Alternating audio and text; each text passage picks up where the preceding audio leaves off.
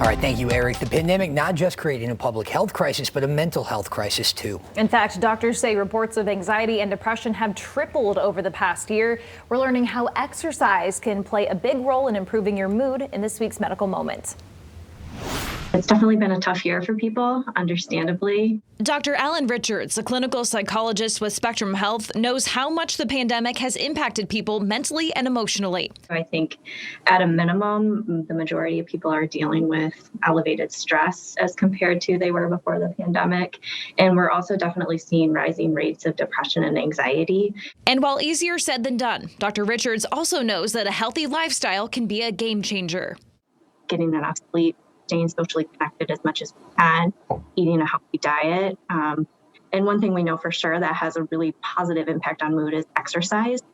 Before dedicating yourself to an exercise plan, she recommends pegging down why you want to do it and focus on the process, not the end result you want to achieve.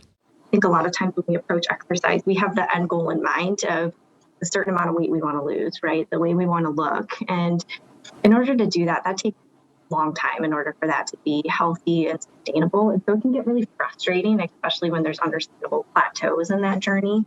To stay on track, be sure to make it something you enjoy doing.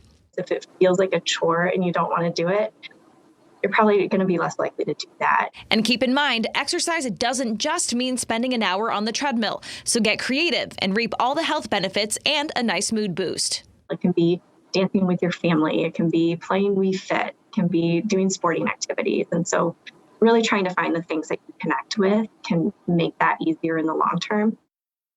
And for more helpful exercise tips, you can visit spectrumhealth.org. And it may seem really hard, especially with the weather being so cold, but just getting out, getting some exercise, even if it's a walk around the block, is so helpful.